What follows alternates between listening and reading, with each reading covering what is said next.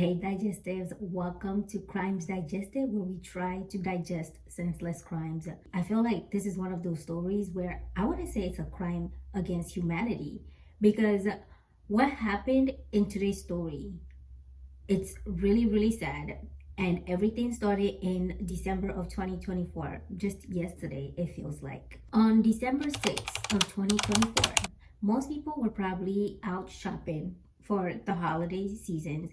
They're trying to stock up on their turkeys, get stuffings, get some, side dishes, maybe mac and cheese. I don't know what you have for holidays.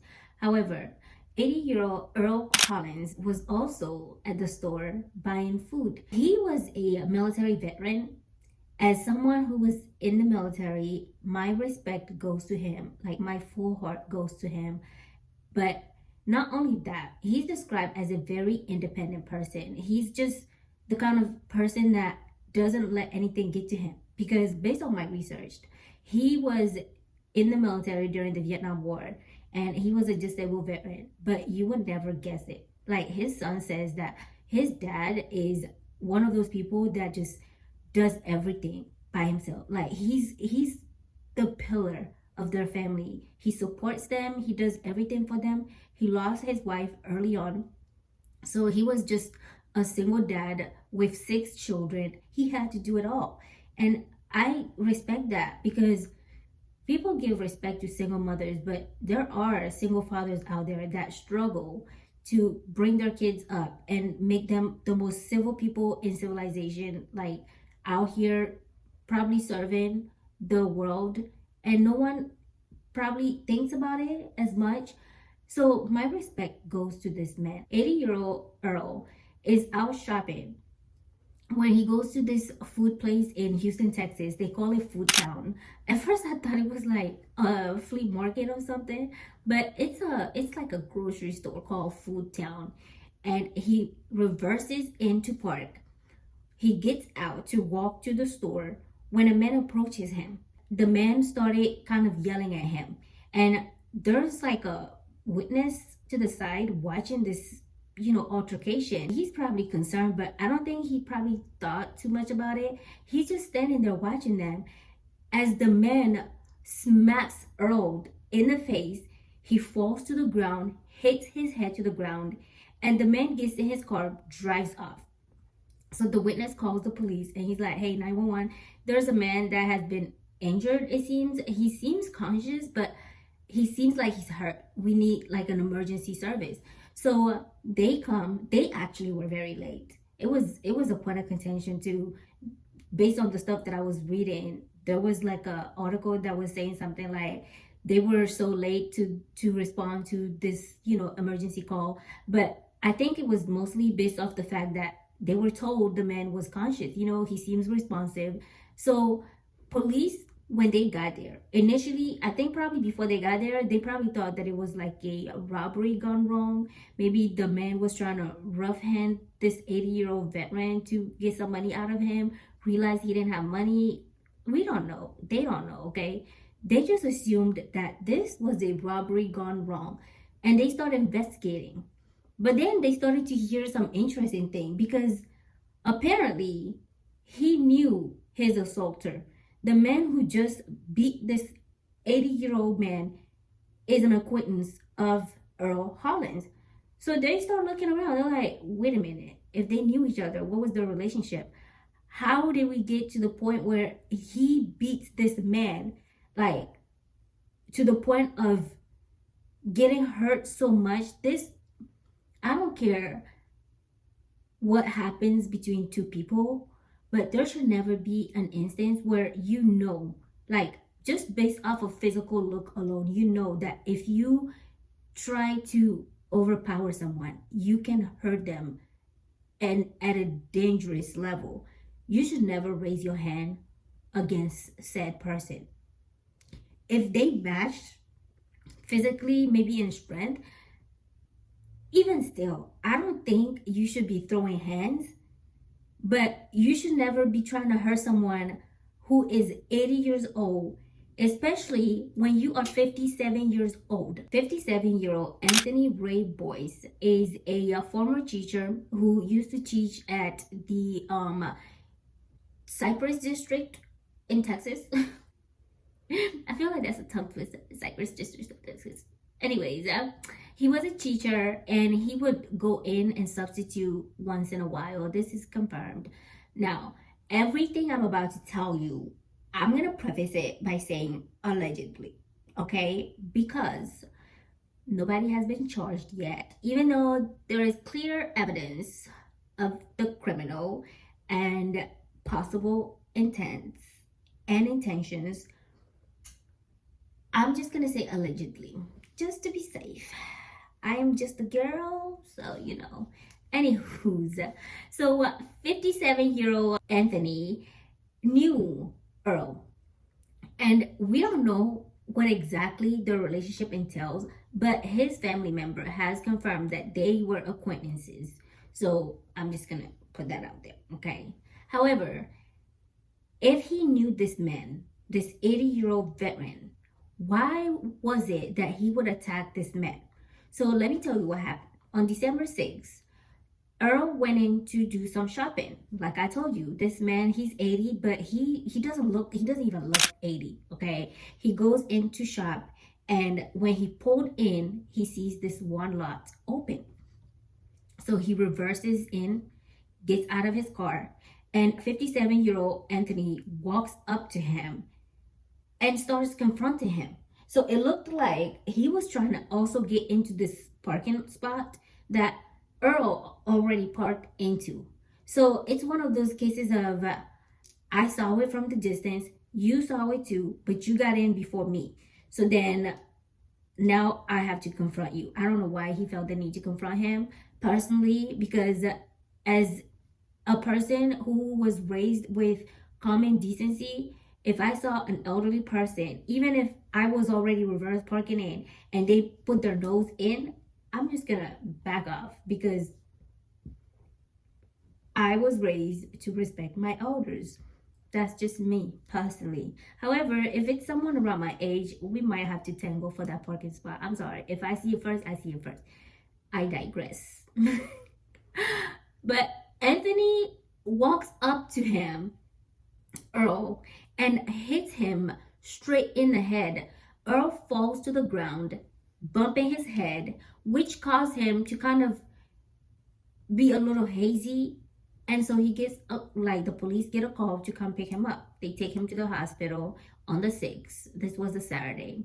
The very next day, he gets like pronounced dead because the doctors told the family there is nothing they can do about it. This man fell in a coma. They found some bleeding on his brain. And with the injuries, there was no possibility of him coming back to life. So the family had no choice but to pull the plug on their 80-year-old grandfather and father. And they are all heartbroken. I can't imagine, like, knowing someone is gonna die, and like knowing that they're sick and they're gonna die is one thing, but being the one to make that last deciding factor of pulling the plug, that has to be the most difficult thing to do on the entire planet. And not only that, this happened around the holiday seasons when everybody's probably excited to meet somebody in the family. Everybody's excited to just remember old times, reminisce, talk about their plans for the new upcoming years. So it's hard to imagine it.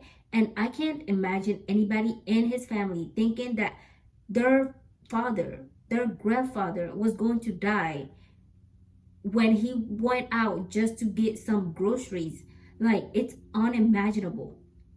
And this man, who with all intents and purposes seems to be a pretty normal person, based off what I see of him, he didn't look like he was, you know, cuckoo in the head or anything.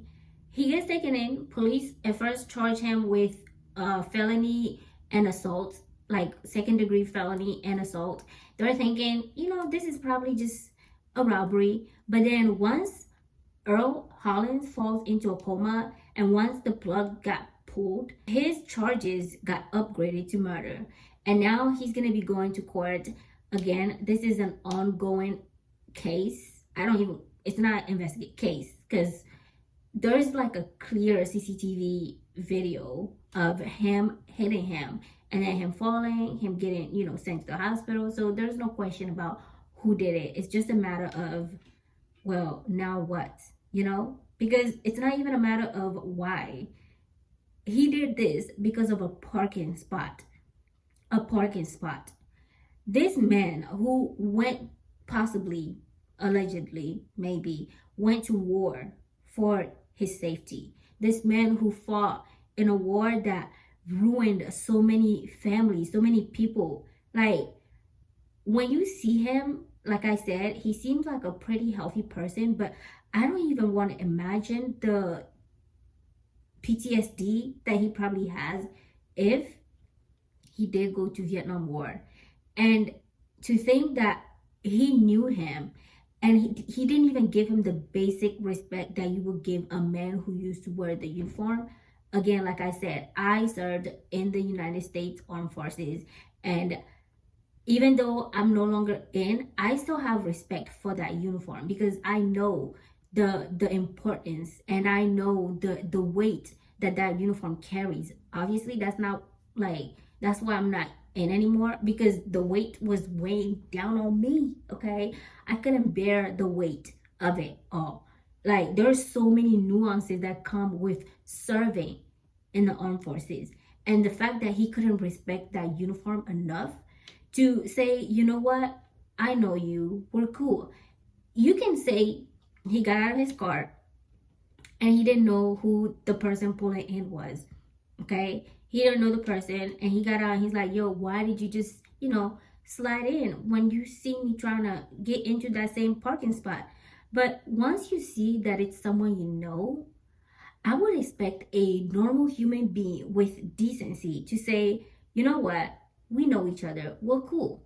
But no, he decided that he was gonna get his lip back and hurt Earl for taking his parking spot, which from the descriptions, it doesn't even seem like it's his parking spot. It seems like Earl was well into the parking spot before he even approached it. So it makes no sense to me why he would do something like this.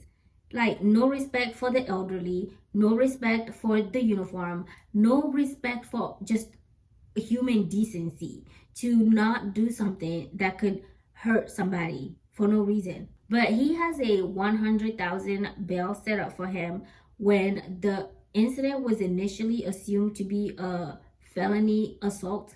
However, it has been upgraded, and so his bail is now raised to $200,000. So I don't think he's gonna be getting out on bail. But then again, who knows? He might. Please don't hurt me. I said allegedly, okay? Allegedly. But yes, so he's gonna be locked up if he's proven guilty for a long time. I'm seeing possibly 25 to life. I'm just saying, because that's not only is it a crime to cause someone's death, but it's also a crime to beat on the elderly. That's crime against the elderly, and that's not okay. Where are we going as a society when someone does something to you? You think your first thought is to beat on them. And someone in the comments wrote, I can't talk, oh my gosh.